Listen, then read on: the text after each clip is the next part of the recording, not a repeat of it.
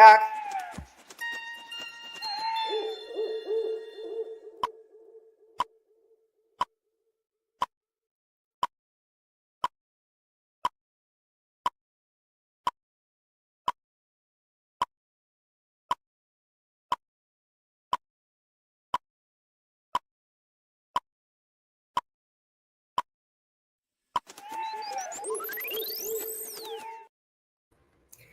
Good Whoop, whoop, whoop, evening. whoop, whoop, whoop, whoop. Hey, Just in the nick Madeline. of time. Just in the nick of time. But you can't hard. There we go. There. Woo hoo, hoo hoo. There she is I in all know. her I love glory. her. I love Shoo, shoo, our shoo, shoo. owl. We've had a rough night of it, folks. Technical problems. I don't know why it's so difficult, but my my problem has to do with McAfee, and I have not. I had McAfee years Right. ago, and I hated it so much. It was so intrusive that I never got it again, and somehow it's just going crazy on my computer, blocking everything except like the whatever's on the left hand side of the screen.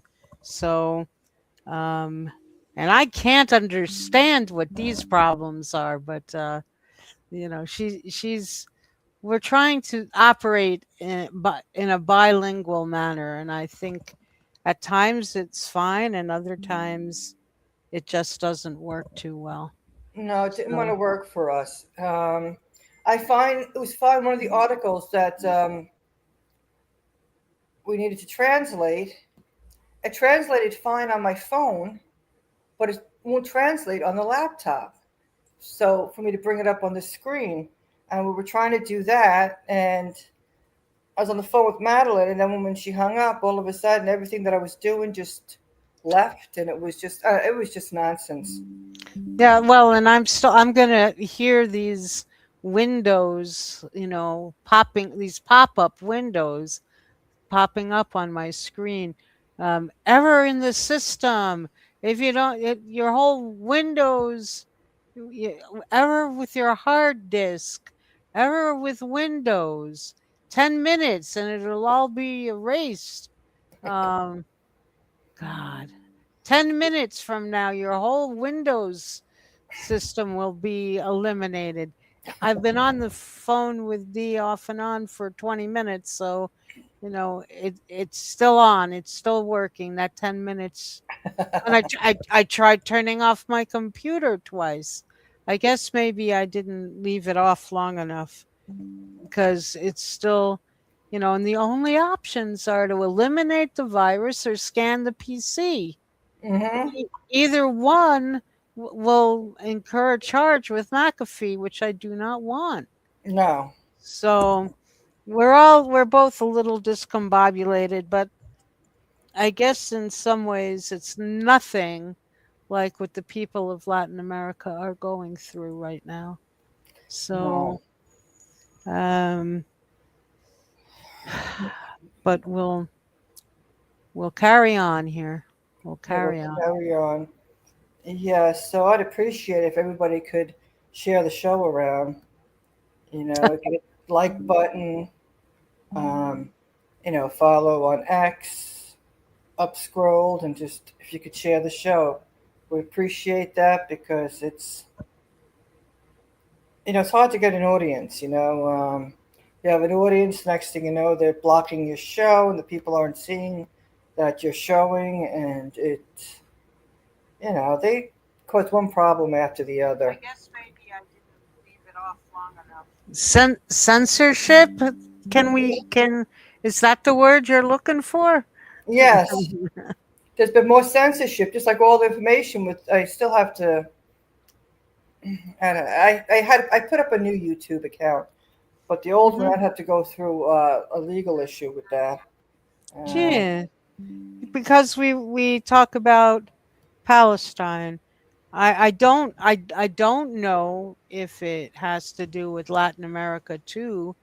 Right now, if you live in Latin America, your chances are climbing to that the chance of getting a right winger in power is just climbing, and they're not doing it.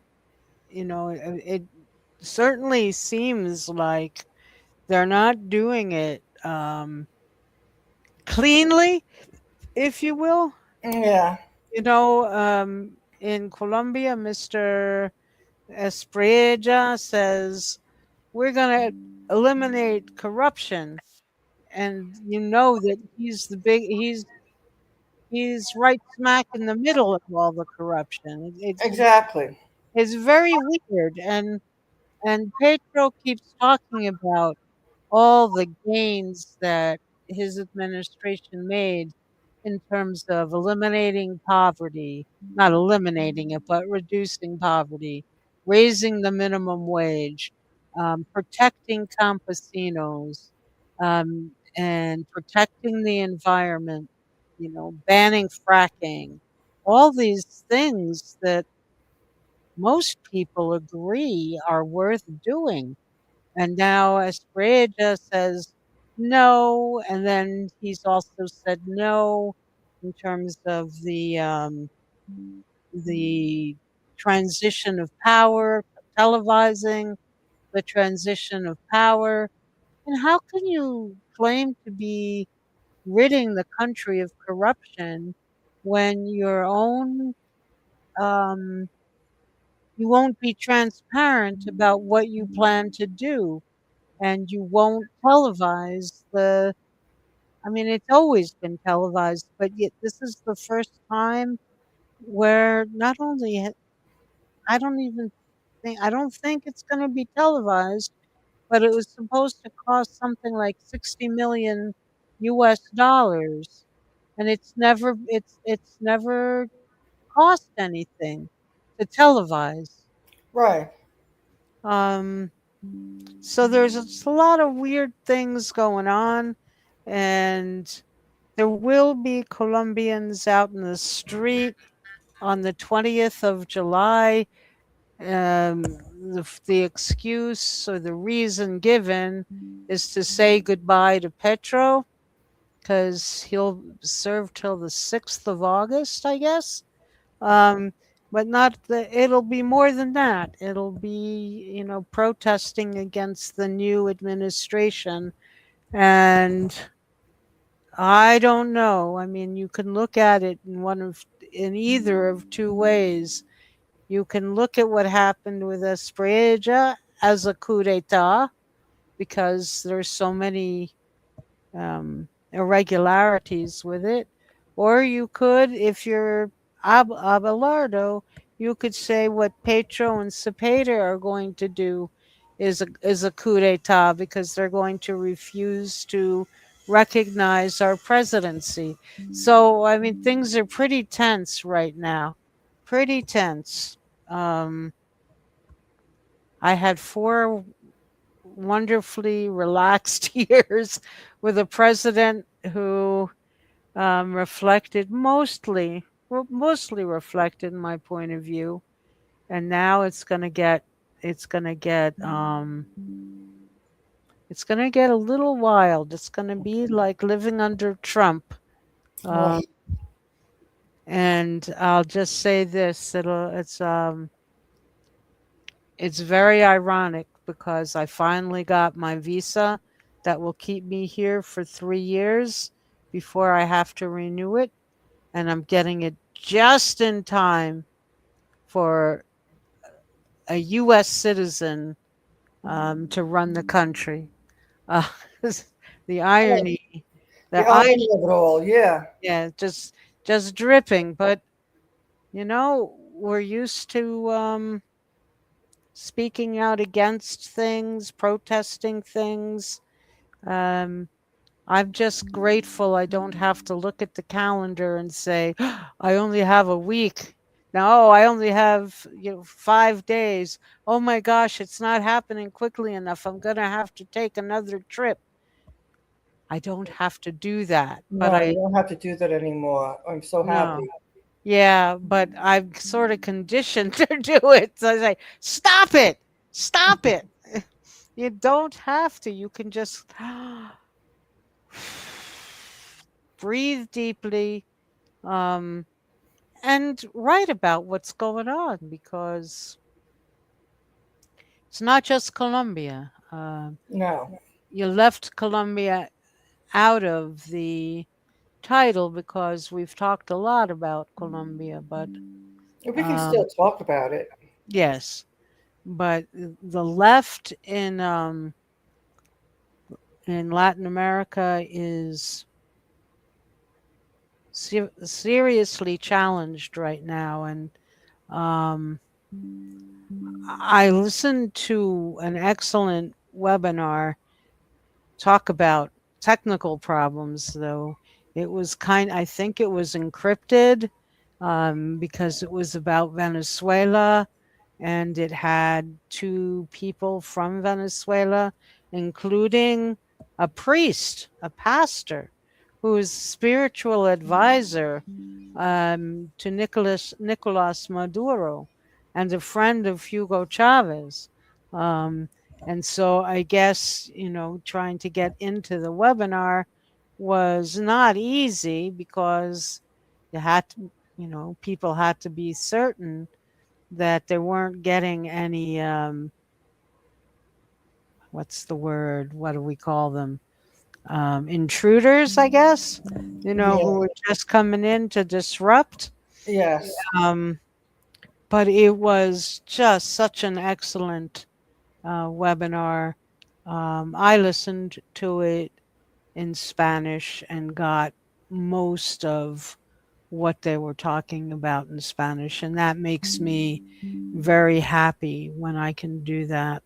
Um, but the idea is, I mean, so much of what is being said about the earthquakes in Venezuela are trying to put the government in a terrible light.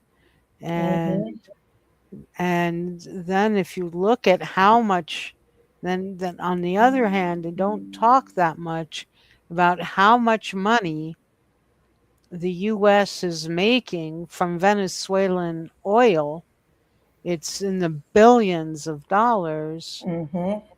And how much are they giving Venezuela? 130 million.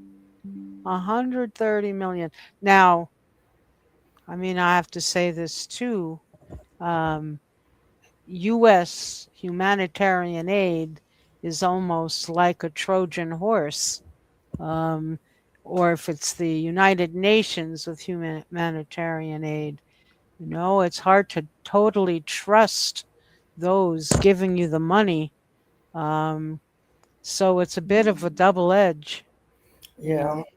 But but the propaganda, the anti-Venezuela propaganda, just never ends. And this this wonderful priest, pastor, you know, he very clearly said, his name is Numa Molina, Numolina. He's a journalist as well, and we have an article here, which that's the one that was giving you all that trouble, right? Yes. The Vision Sandinista. Yes. Um, and the article, if you want, should we get into the article?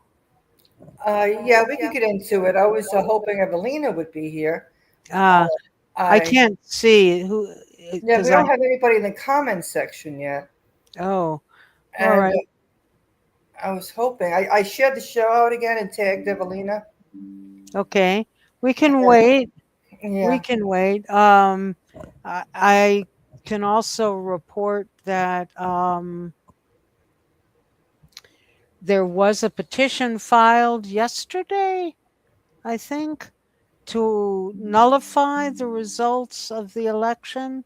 The former member, this is in Colombia, a former member of the CNE committee, National Committee on Elections. Right. Um, he, there were 5 reasons that he gave for nullifying the results of the elections.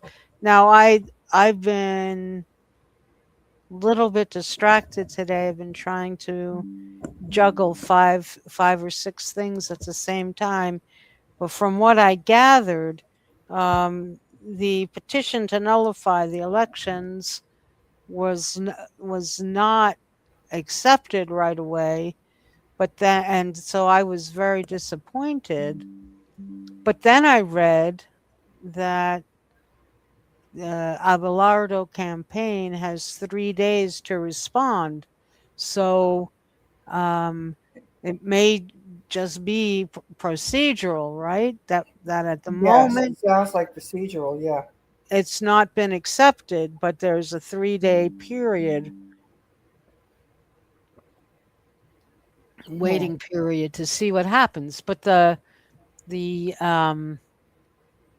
charges are one that there are, and I remember this from round one, primera vuelta, that there were something like 3 million new signatures or new names added just days before the election.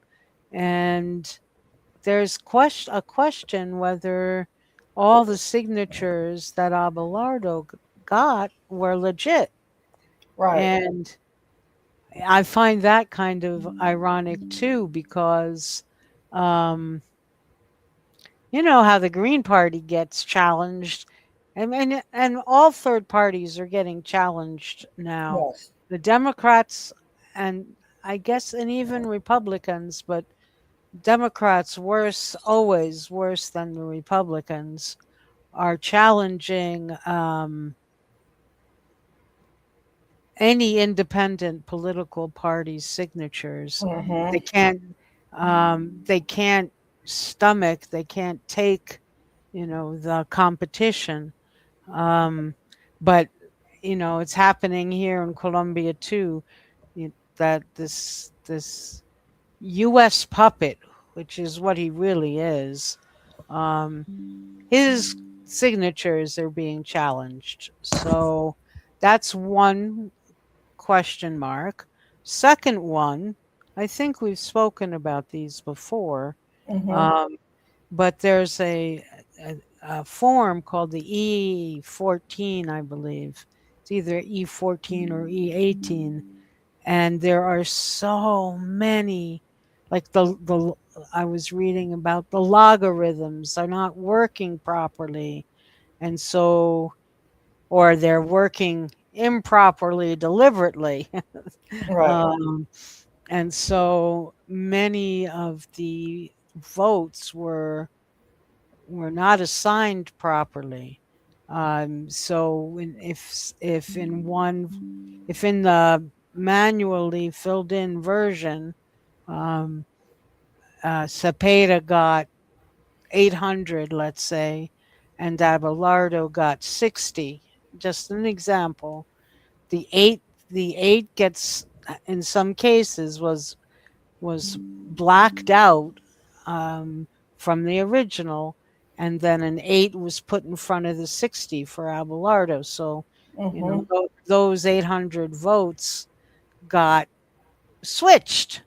Um, and apparently that happened a great deal. And so that's the second part of the challenge. Okay. Uh, and then what's really disturbing is going back to this whole idea of transfer of power.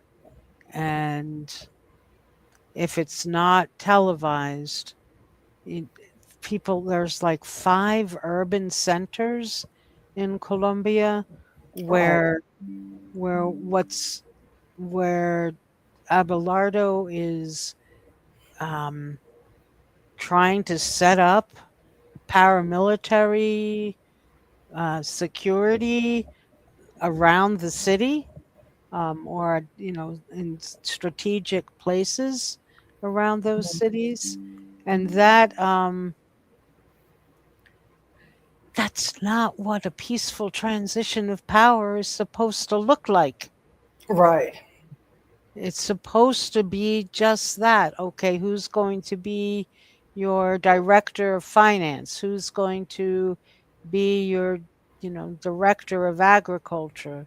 It's supposed to be about policies and people and not setting up paramilitary walls of paramilitary. Um, and that's a very, very disturbing thing. And I don't know if anything can be done about any of the things I mentioned. But Mm. we still have a few days to wait on the responses to these items, and then we'll see. But people will be in the street in 9 days, the 20th of July. They'll be in the streets to say goodbye to Petro, and I wouldn't be surprised if there were protests of all the time. Okay.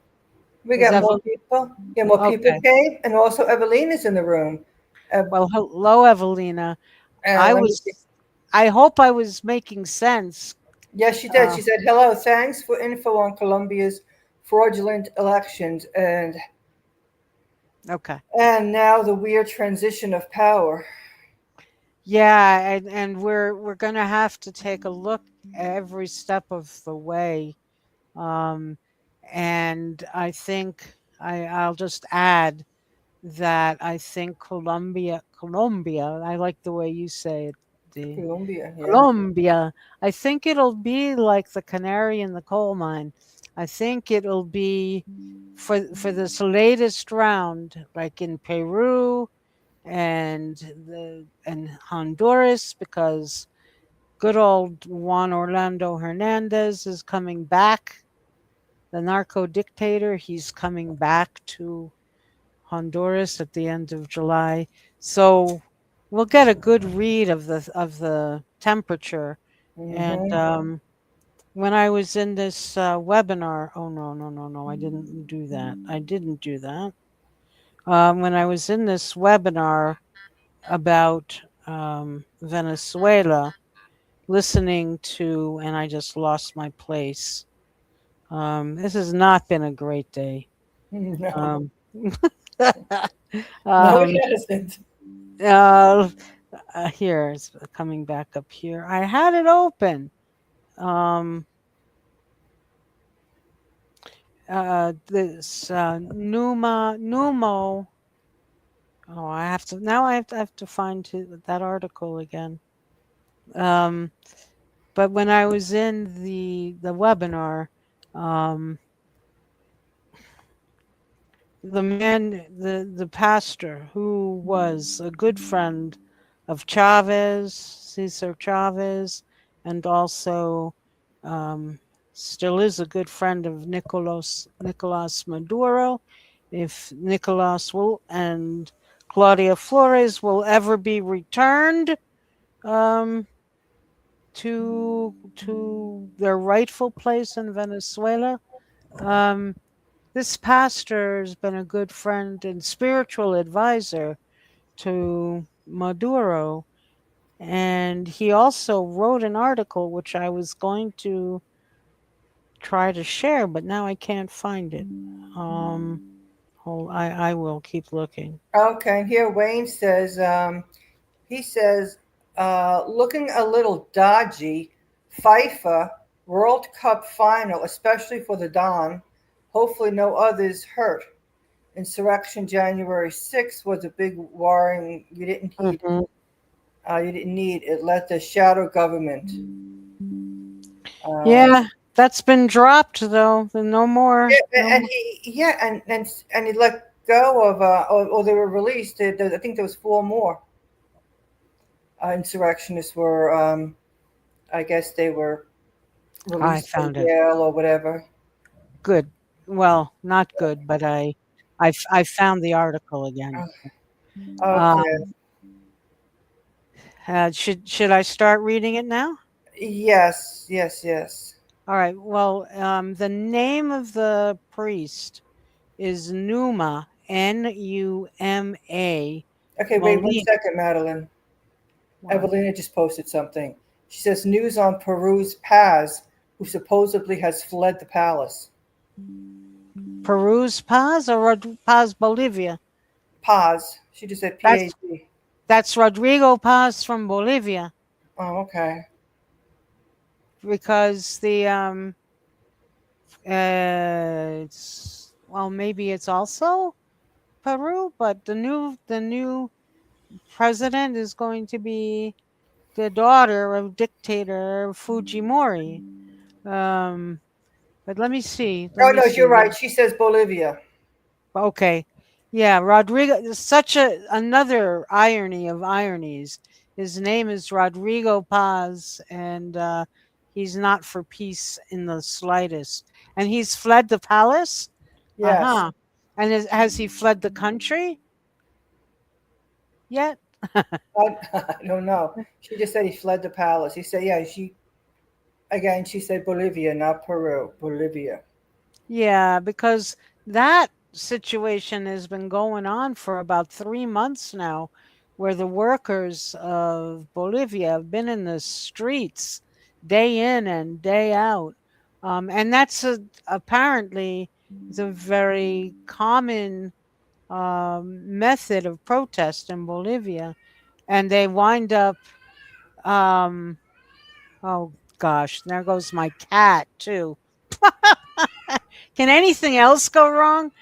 Um, they they it's a very effective way of protesting, and hopefully this will result in some reforms. But you know, and Bolivia can be a part, one of the inspirations for the rest of Latin America because man, you remember, I'm sure, the when we dealt with an article from Ben Norton Hmm. about the auto defense forces of Colombia and how they were organized by two former IDF soldiers, and though that was the beginning of the paramilitaries in Colombia. And that's what's coming. That's what's coming if the people aren't able to push it back. That's what's coming again. Hmm. Oh, Scary. very. And then in Bolivia, I know that the law was changed at the request of Paz, um, to allow the use of the military against the protesters. And I've heard Petro say over and over again, we will not stand for violence in the streets because I guess there's still been some violence in Colombia, but um, if you remember back to the national strike in 2022 before the elections, 2021 before the elections, people say that paved the way for the left wing government because Duque and company just decided that they were going to shoot people who were on the first line, the Primera Linea, and there were no replays of that under Petro, and he's been talking about doing whatever it takes to prevent that from happening with this transfer of power. So lots going on. Um, and very, very intense and potentially dangerous. Yes. And so I don't know if I'm going to be out on the streets on the 20th of July because I don't run like I used to. No. um, but I will follow it, and then I have friends who are going, and so I may wind up going and just like sitting in a cafe and observing from the sidelines. Um, Right. but yeah, and Venezuela. I guess should we get back to Venezuela now, or what Yeah. would you like? I just want to include that Evelina says they don't know where he is, so they just know that he left, and that was about Oh, it. oh, that Rodrigo Paz. It must be getting pretty hot in there. Oh If yeah, sounds if it. if he's left the building, um, and you know, that's one thing that the last year and a half, is it only 1 year and a half of Trump in the U.S.? Yeah, 2024, so it's all of 25 and this part of 2026. If there's one thing that I've learned since the Trump term 2 is that people are not afraid to resist. Right. In general, they are not. There's lawsuits, there are people in the streets, there are all kinds of demonstrations, and South America, Central America is no exception. And it if there's hope, I mean that's where the hope is, and Mhm. in the resistance. Um, and now I guess I haven't been I wasn't able to read this all the way through. So if it gets a little preachy, I apologize. Um, but this Numa Molina, Numolina, I was fascinated by what he said during the webinar. Um, and he has a certain charisma, a certain gravitas, and a real commitment to the Bolivarian Revolution, and a real commitment to Maduro, and before that to Hugo Chavez. And we know if we follow it, um, that the U.S. has no such commitment No, it doesn't. to the people of Venezuela. And they like to spread false information as well. All right, so I'm going to. He's Christian, Numa Molina, Hmm. but he said he's more humanist than Christian. In other words, he may be Christian himself, but he doesn't discriminate against others for having another religion. And Right. wouldn't that be nice? Wouldn't that be nice? Yes. Yes. The US has gone so far off the deep end, it isn't even funny. Hmm.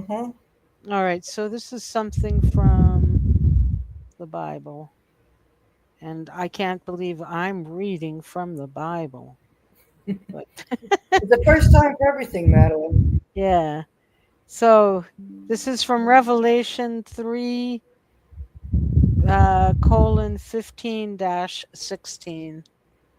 I know your deeds, that you are neither cold nor hot. I wish you were either one or the other. So because you are lukewarm, neither hot nor cold, I am about to spit you out of my mouth. Okay. Mm. That's an interesting verse. Latin America is in the news because a leader, oh, you'll like this, Evelina. Latin America is in the news because a leader of the Argentine far right will be its new president. And this is, I should mention, the date of this article is November 23rd, 2023. Um, and not imposed but elected by the people. A moment of reflection for the Latin American and Caribbean left. Oh, and the title of the article, I'm a little distracted tonight. The tepidness of the Latin American left, a threat to the processes of the people. And while, this was written in 2023, about a month or 2 months after the beginning of the genocide, round whatever this is, 555. Um, um, it's still relevant today. A moment of reflection for the Latin American and Caribbean left. Consider how far the incoherence of an ambiguous left, which the people themselves are beginning to distrust due to its actions and positions that are neither leftist nor revolutionary, can lead the people. For Argentina, the years of Mauricio Macri's presidency represented a great social, economic, and political cost, and disgusted by the state of affairs, the people decided to give Peronism another vote of confidence. But it was a watered down Peronism, still ashamed to call itself and act radically as a leftist. I'm not sure. Let me go on, because it goes on to the law of Moses and texts of the prophets and the teacher from Nazareth in his constant confrontation with that theocratic system. Do what they say, but do not behave like them, because they do not know what they say. Therein lay the great sin, saying and not doing, and that is called inconsistency. We have outstanding examples of soft or accommodating stances in Latin America. Lula and Dilma's negotiations with the Brazilian right, Evo Morales, concessions to the Organization of American States to arbitrate the outcome of an election he had clearly won, Correa's approach to democratic transition in Ecuador by handing over the project he had so hopefully built to someone else. And Mm-hmm. now Alberto Fernandez's ambiguity in Argentina as he tries to survive when the people are demanding more radical government action in their favor, while he tries to curry favor with the IMF, International Monetary Fund. Mm. If you can't do it because the right wing is overwhelming you, now these are good words to take to heart for Colombia and Bolivia too. If you can't do it because the right wing is overwhelming you, then go to the streets with the people who are demanding your presence. Exemplary left wing movements are not built with pretty desk bound leaders who don't dare to become new men and women. And this, I really rely on Evelina on this, because I don't know enough about Argentinian politics to really know. Like here, the pastor says the Fernandez government was so cold and ineffective that it was not even able to secure the freedom of an Argentine indigenous human rights defender like Milagro Sala, whose only sin has been to raise her voice without fear to defend those of her same race and condition. Um, should I go on? Yes. Okay. These are accumulated grievances that the people silently and patiently accumulate day after day. And the anger, the right wing with its media hegemony takes care of that anger, Mm. because constructing a narrative this way is easy. A certain foolish, meek, ineffective, and inefficient left, steeped in its own business dealings and corruption, has made incoherence its sole purpose. This narrative I'm talking about is so lethal that it can even erase from the memory of the people the noblest ideas that a Bolivar, a Sucre, a Zamora, Rodriguez, I don't know who I know Bolivar, but the other two I don't really know. A Chavez or a Kirchner dreamed for posterity. Hmm. That's why calling oneself leftist only to become a political monstrosity is extremely dangerous for the future of any process that aspires to be revolutionary. And I need to say that this pastor said he's not connected with one political party or another. I mean, I guess as a pastor, that may be typical, although we've had other pastors in Latin America who have been advocates for liberation theology, and we know what's happened to them. Hmm. Um, but he does say he's a revolutionary socialist. So, um,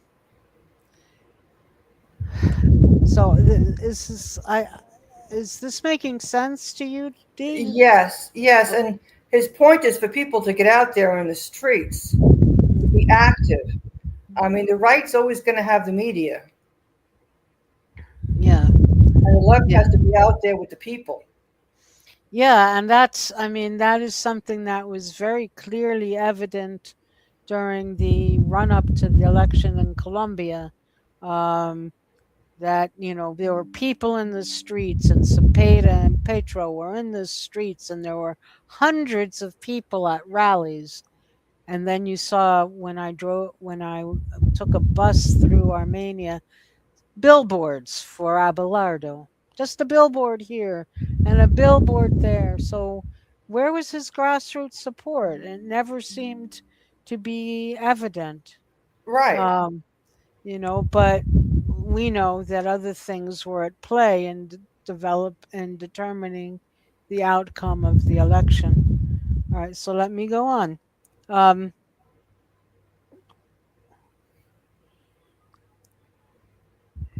Okay, so that's why calling oneself leftist only to become a political monstrosity is extremely dangerous for the future of any process that aspires to be revolutionary.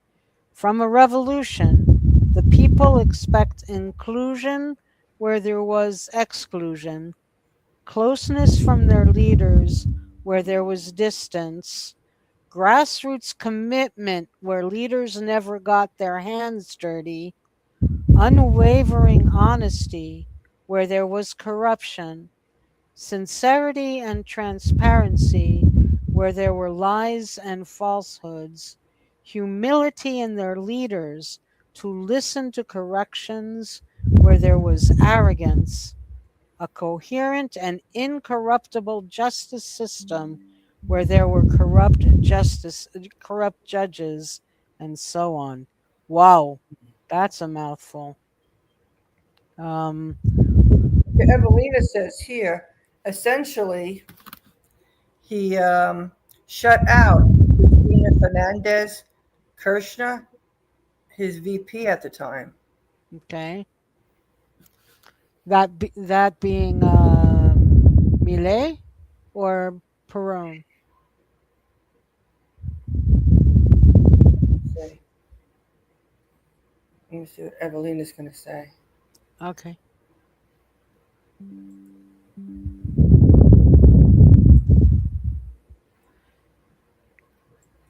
and I'll go Go on. on. Okay, I'll go on while we wait for a response. Um,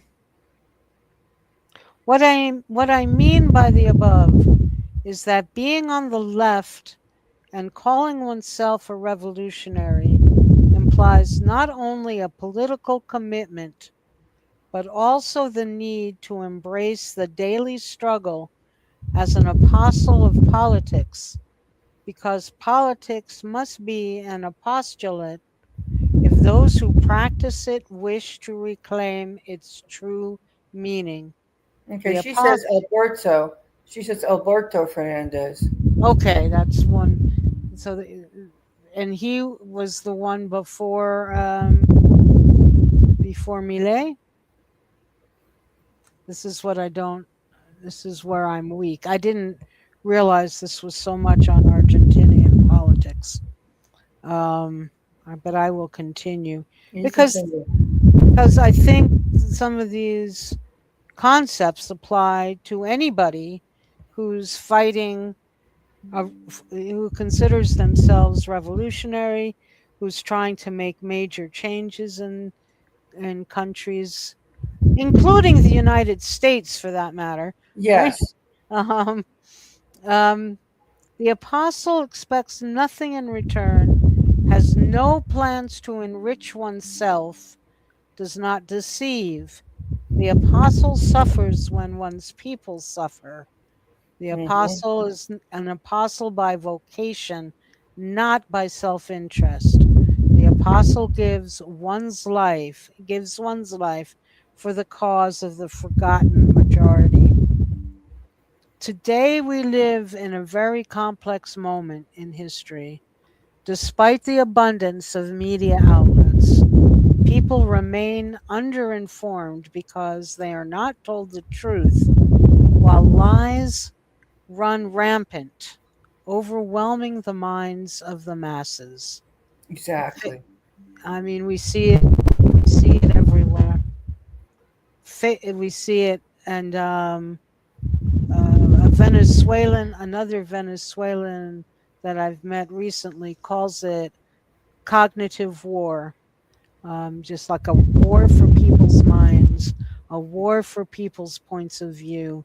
And, if you don't realize that that's happening, you accept you accept the lies, you accept the distortion, you Hmm. accept you accept that the Venezuelan government is incapable of taking care of its people when, or running rescue operations when they are fully capable, if fully funded, and if and when, like people in Iran are saying, lift the sanctions, lift them all, Right, let the people breathe and run their own economies.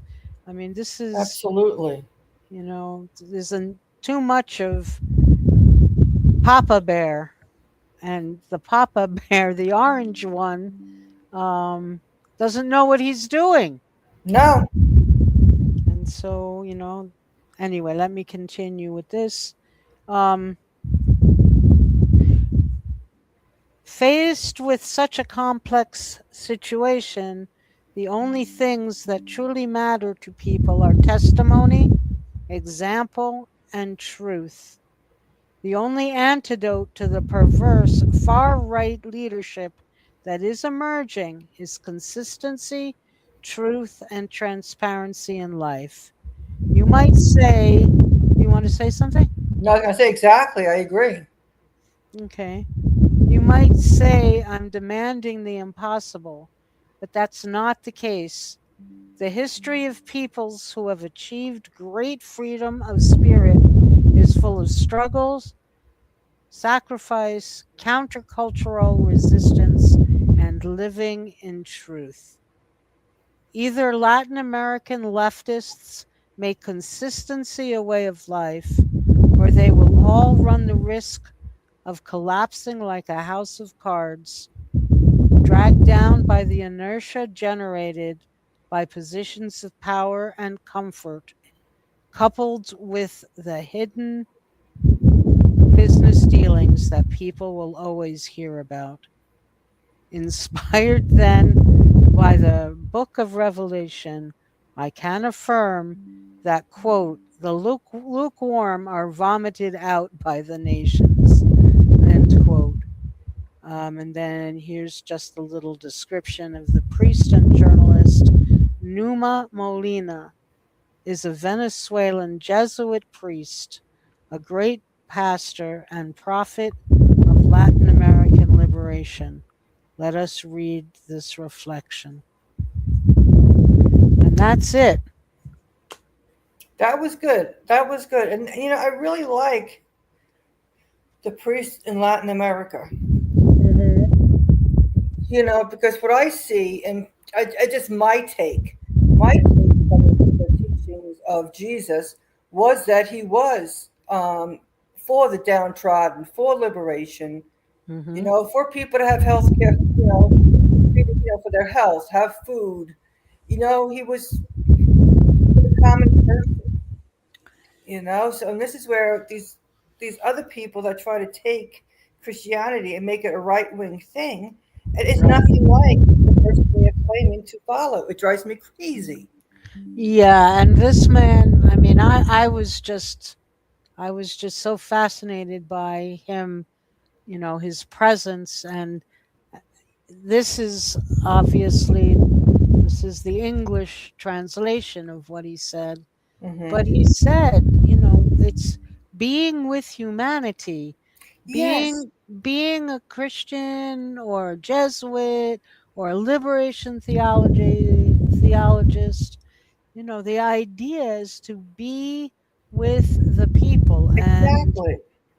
yeah, and Petro has been saying this whole week, um, is Abelardo going to do anything for the poor?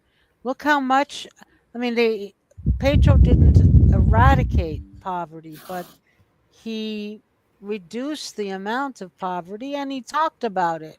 He talked about it, and he was with indigenous in different parts of the country, talked to indigenous, created policy for indigenous, Right. dialogued with the indigenous. Um, and I don't have my notes here, but I remember, chills going up and down my spine when this pastor said, it's humanity. We have to be with humanity, and we need to stand beside them. And that's where his support for the Bolivarian Revolution came from, Right. because it its goal was to eliminate poverty. Evo Hmm. Morales in Bolivia. How many, I've forgotten how what the percentages were, but his big crime, if you will, was eradicating poverty or reducing poverty. Because, as you said, Dee, um, those in power profit from keeping people poor. Hmm. Um, and that's not at all um, what religions are about. Exactly. I don't know any religion that says to, prop up the wealthiest, starve the poor, makes people drop dead, don't give them any health care. I mean, come on. I mean, I don't think there's Oh, any religion that says suffer the people. well, and we've seen a few, just a precious few, like Claudia Scheinbaum in Mexico, standing up for Cuba, for example. Right. Um, and the thing is, I don't really agree with blaming the people for not resisting enough, because there are a lot of things tugging and pulling and tugging at them, um, that prevent them from organizing and resisting. But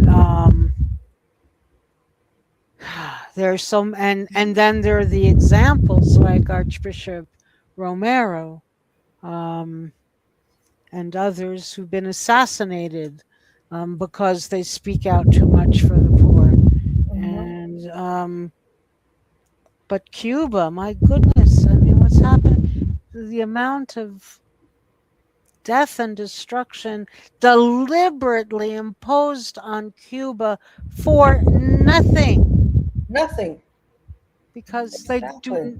the only threat they pose is something like what Scheinbaum has done, which is to provide, as you said, Dee, health care for everyone, Yeah. education for everyone. I Right. mean, if Abelardo has his way in Colombia, public education will be gone.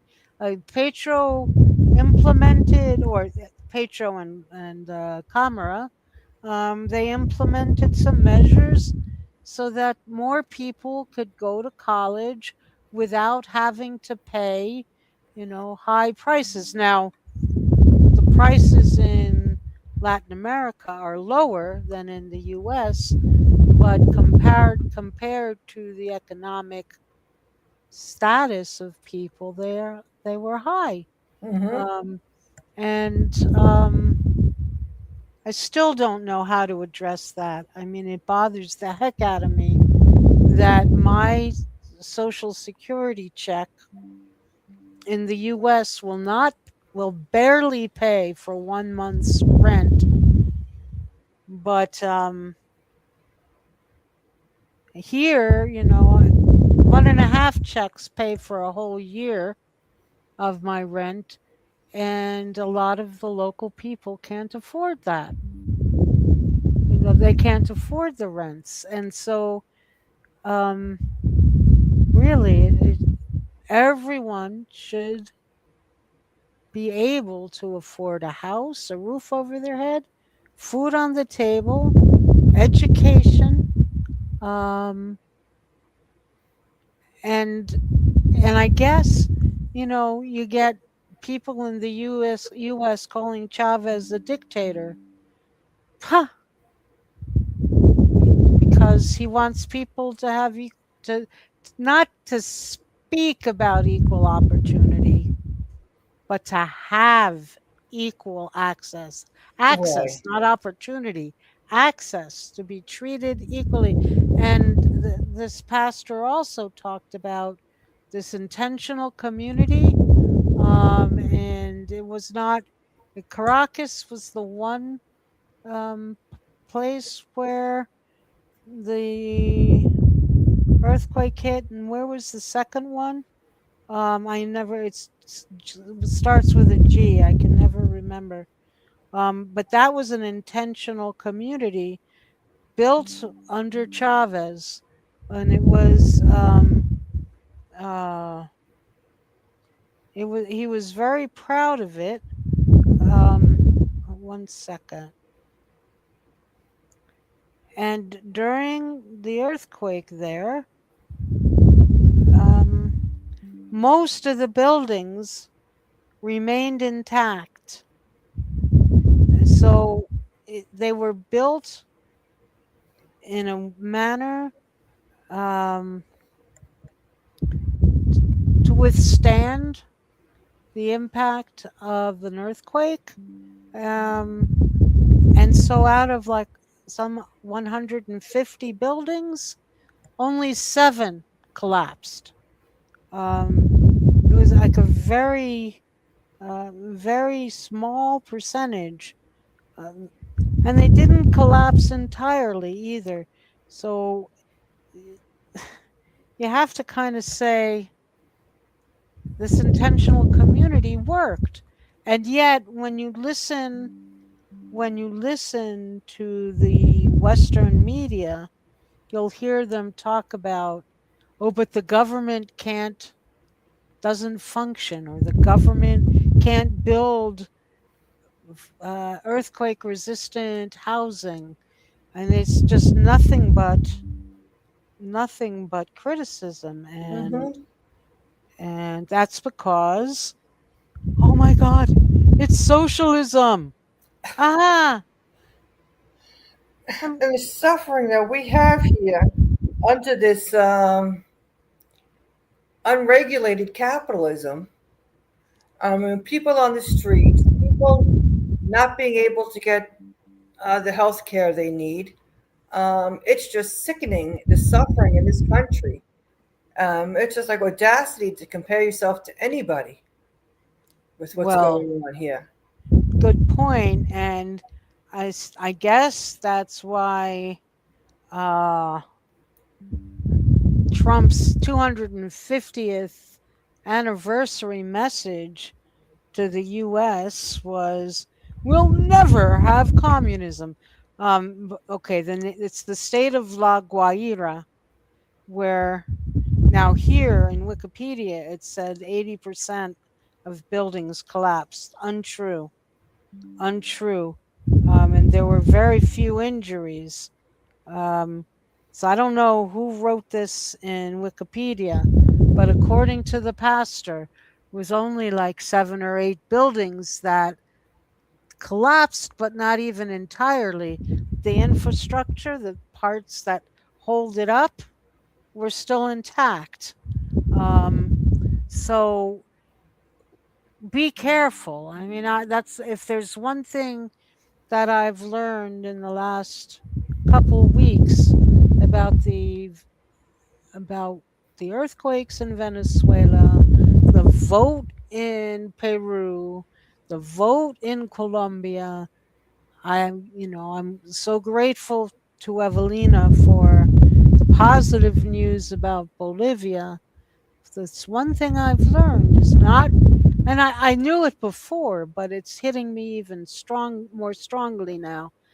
Don't believe everything you hear, and Exactly. think about who's spreading the propaganda or the news and what's in it for them. Right. And um and I still can't get over the fact that the United States is profiting greatly from Venezuelan oil, and Sickening. gives the Venezuelans pittance, Hmm. um, and with a lot of Disgusting. negative propaganda. Yeah, and Maduro and Celia Flores are still in prison. Hmm. Um, Yeah, with Evelina says here that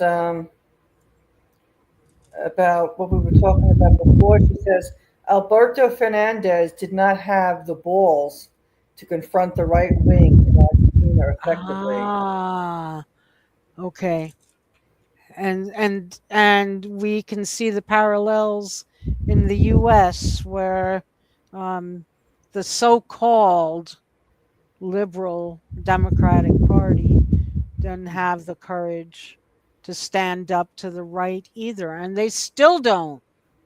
Um, Although Trump's approval ratings are going down rapidly, um, you know who I saw? I think the article I saw is saying that Kamala Harris is making a comeback, Oh, and she's leading the polls in the polls she's for another one that doesn't have the skills. right. Some people, just there's people that just don't have it. Whether you like somebody or not, some people have that sales ability. They have the ability to campaign, and people like listening to them. They bring people in. It's something people are born with. Like whether you like Bill Clinton or not, he had the salesman ability. The same Mhm. thing for Barack Obama. I mean, Ronald Reagan did. There's certain people that can sell, whether you like them or not. Yeah, and but then also people who are willing to confront. Um, I have a few in mind. Bardem, I think his name is, from Spanish speaking country, who's willing to stand up to Trump. Um, Sanchez, the president of Spain. Oh my God, Mm. um, does he have the courage to speak out? And then and then and then there's Claudia Scheinbaum too. Yes. And we were going to talk about her. Um, she, because of what's going on um, in uh, in the U.S. with ICE, man, we're the people who are willing to stand up against ICE. I mean, there are a lot of activists who are willing to take it on, but the um, the politicians aren't. No. Um, they only say something if there's a lot of opposition, um, grassroots opposition.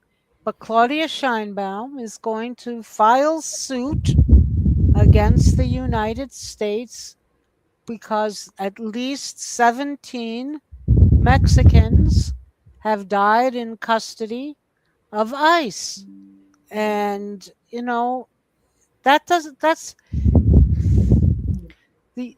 being so close to the US, that could backfire on her.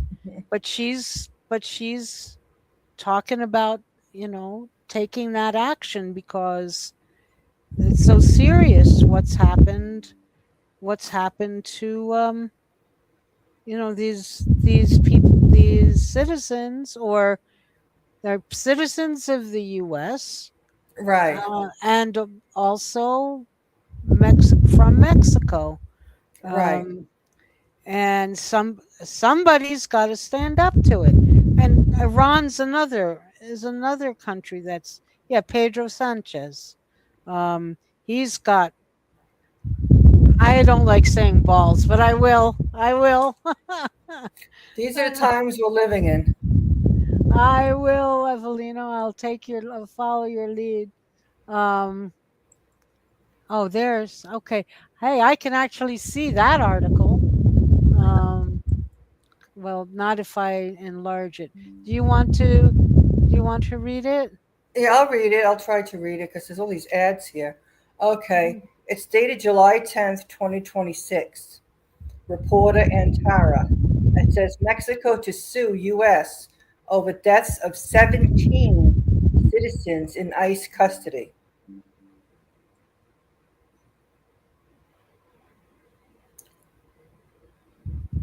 Tempo Daco, Jakarta, Mexico will take Mexico will take legal action against the United States following the death of 17 of its citizens while in Immigration and Customs Enforcement (ICE) custody or during immigration enforcement operations conducted by the agency.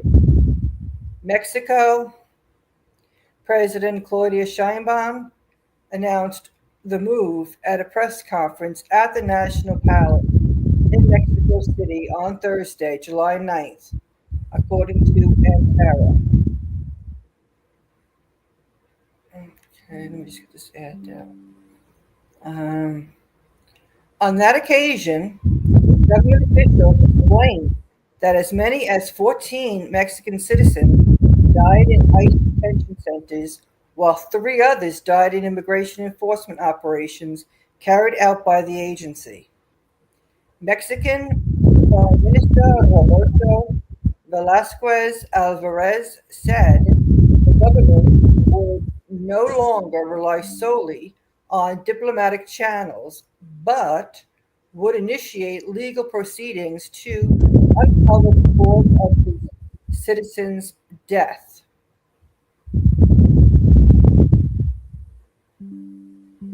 The foreign the What? Foreign Affairs Ministry Mhm.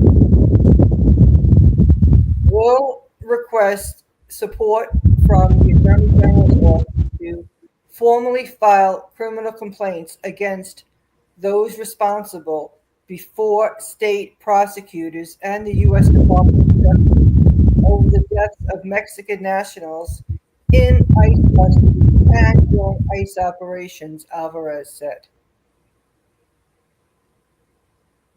He explained that previously the Mexican government had made various diplomatic and consular efforts, including providing legal and financial assistance to the victims' family or families.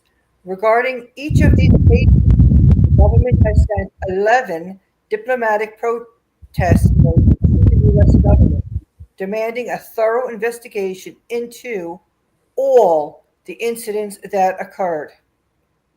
In other words, we will move beyond the diplomatic sphere and go directly before U.S. prosecutors to file criminal complaints regarding these incidents, requesting criminal investigations into what has happened and what is occurring, Alvarez said.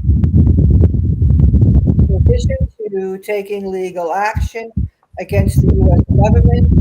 Mexico will also file civil lawsuits Ah. All against the private companies that run the ICE and right. centers. Now that also takes Mhm. guts. I'm going to say guts this time. According to Alvarez, the government will send cease and desist letters to the company over alleged human rights violations and detention conditions that led to the deaths of 14 Mexican citizens while under the supervision of private contractors. President Donald J. Trump's administration has made controlling migration flows into the region a top priority of both its domestic and foreign policy. The policy is implemented through aggressive immigration enforcement operations against migrant communities in the U.S. and has drawn criticism from various international organizations and several governments for allegedly violating human rights. Yeah, I have two colleagues in New Jersey who are members of the Green Party who've gone to Delaney Hall in Newark, New Jersey. Oh, I don't know, probably twice, two or three times a week for the last couple months. And some of the things that they've talked about, um, both inside and out. The hunger strikers, there have been hunger strikers inside, and now the ICE is trying to transfer them, and there's a standoff, transfer the detainees out of Delaney Hall to kind of weaken their resistance. Anyway, I see this is almost done, so I'll let you finish.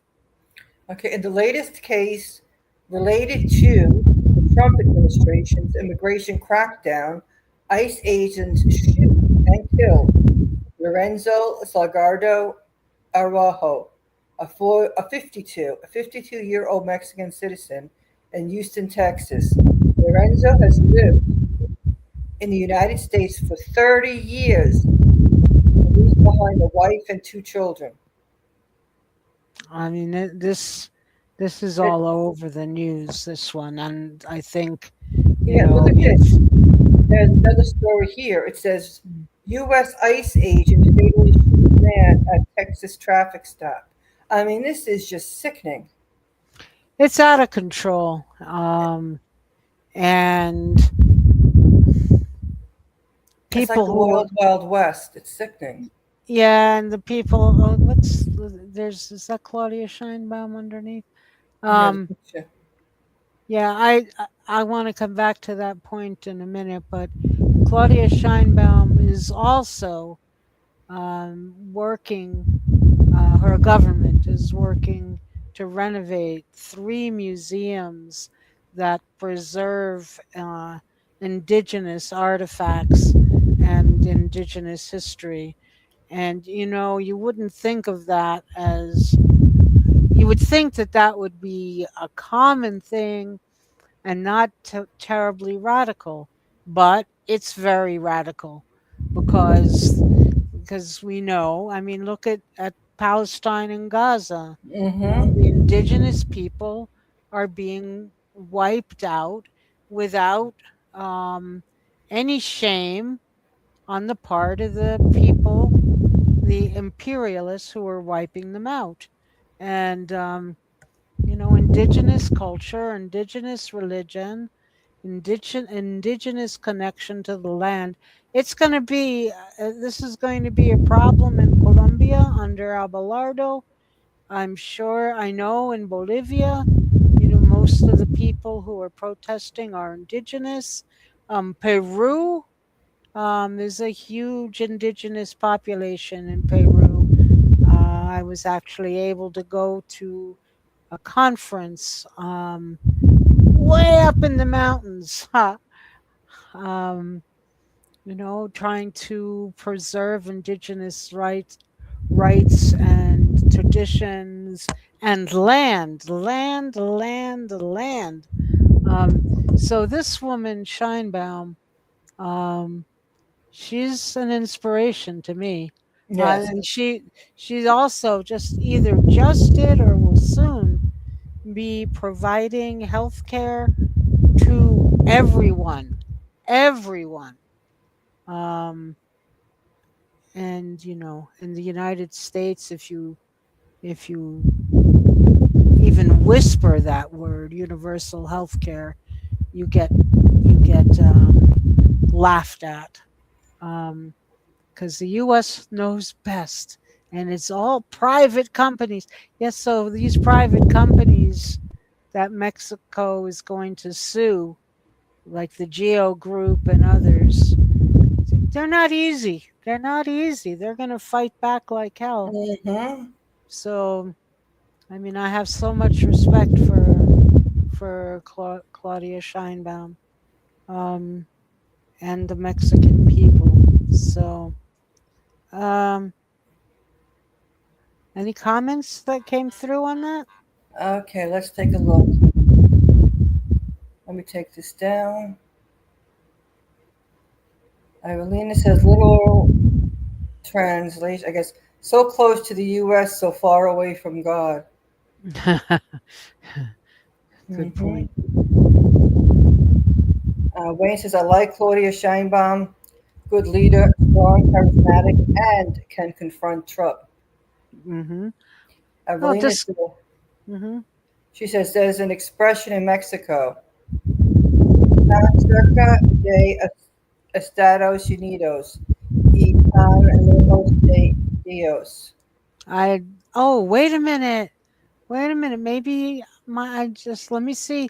I think I finally lost all those ads. They gave up on me. I can see the chat. Yay! Yay! Yay! So I could see the comment. Oh no, jeez. It just came back. Oh, Dang. yikes. Because I want to know what that expression is. And I know, you know, and sometimes your Spanish pronunciation is right on, and sometimes it Yes, it's isn't. not. Hey, wait. Okay. Let me see. I feel for Argentina's team. Yeah, it was going back to the World Cup. Where am I here? I guess I have to scroll down. I can see, but I can't move it. At 10:51 p.m. she wrote it. Oh Ten no, that's fifty. what he wrote. She wrote at 10:50. 10:50. Now it's all blocked again. Can you cut and paste it? And send it to Or you. and send it to me? Yeah. I'll read Yeah. it later. Wait a I'll second. I read. know what I could do. I can show it. There Oh it is. It's on yeah. the screen. There it Okay, is. there you go. All right. There's an expression in Mexico. Ah. Oh, that's what you just said in English. Tan cerca de Estados Unidos y tan lejos de Dios. Yep. And Okay. it goes back to the article we were reading, from the Pastor Molina. Um, that was really interesting. I'm going to say goodnight.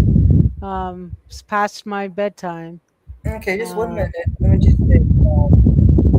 and I Oh, she also, said. Okay, she said it again. what's Okay. that?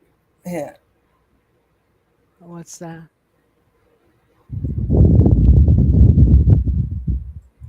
I have it on the screen. Ten cerca de Estados Unidos tan lejos de Dios. You see it? Yeah, I do. I do. Evelina, you have some of the most beautiful artwork on your page. I'm always impressed by it.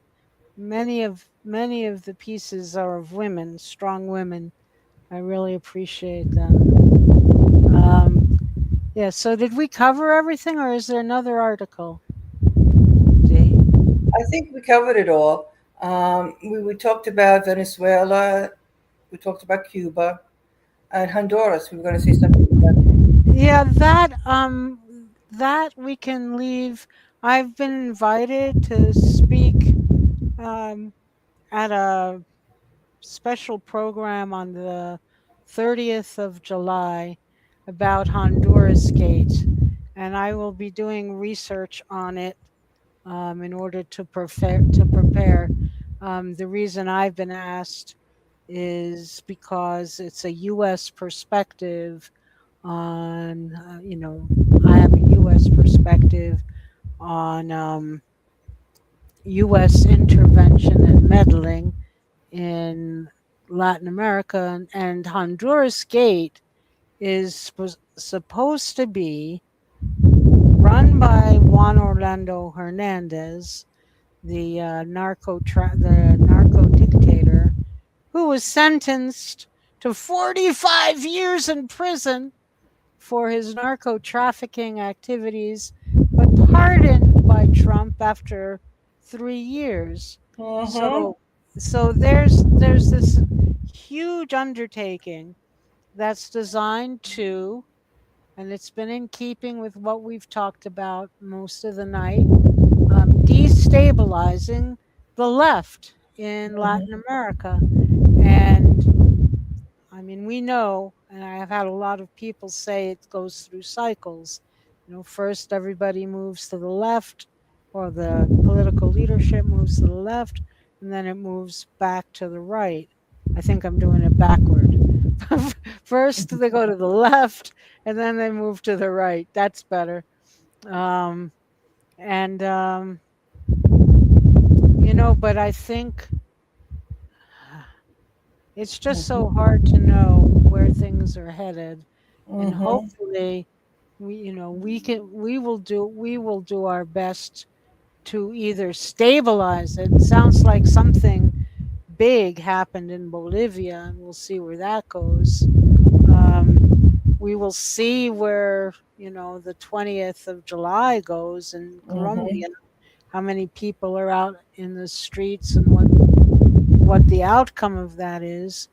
It would seem to me, and I think from what Evelina has said, and I haven't read all the other comments, so I don't know, that people are saying this is the time to make this is the time to make a strong stand to keep things from moving, continuing to move to the right. And so anyway, we can do something more on Honduras and Honduras Gate maybe next week, Yeah, that um, sounds good. as I'm preparing for my presentation. Um, and we'll see what goes on in the meantime. And yeah, Ah, look at Evelina says, "Hey, you pronounced the Spanish perfectly." Oh, thank you, Evelina. Madeline is a pro by now, so my congrats goes to you. yeah, I haven't been teaching, Dee. I promise. No, but it's good. It's good. I try. I try. I try. Yes. Well, we can only, as you said before we went on the air today, we'll try and do our best That's because we about have it. all those technical difficulties. But I think we overcame them, I right? think we did. And thank you so much, Madeline. You're And I welcome. think I'm going to say good night. And Yes. um, we'll be back next week. Okay. And like I said, peace in the we need peace all over the world. And continually pray for peace, meditate for peace, send out peace vibrations, love energy, send it out there. Also, as Madeline and we were talking tonight about the importance of sharing information and looking at different viewpoints. Yeah. And it's so important. And getting Yeah. out in the streets is important. Grassroots, human to human. And there are no better or worse humans. I mean, I shouldn't say it that way. Better or worse races or ethnicities of people. There may be some mean people in all races. Yes, all um, over. We've encountered a few. It makes it hard for me to wake up in the morning sometimes. I don't know what I think you said it the other day to me too. You don't know. Aha. We don't know what we're going to see in the morning. We don't know Yeah. what's next. Yeah. So thank Yeah, you, everybody. lejos. Yeah, Yeah. especially with the word lejos. J makes an Mhm. H sound in English always. I took Spanish in school, Ah, okay. but I don't like, I can't have a conversation with somebody. I'm not like really good, but I do remember some things. And now my daughter wants to learn Spanish more. So she's been in the car, we're Mhm. listening. We're listening to some Ah, Spanish. And we're that's listening to good. Spanish. We're listening to Spanish music. That's good. That's a really good way to learn. So, yeah, Yes. it's rubbing off on you. Good Yeah, job. it's kind of like dusting off the file cabinet. Just achoo, Yes, it's in achoo. there. It's just got to be dusted off a bit. All right. Okay, Well thanks done. again, Madeline, and thank you, Thank you, everybody. We'll B. see you next week. Yeah, Peace and out. all right. Good night. Good night.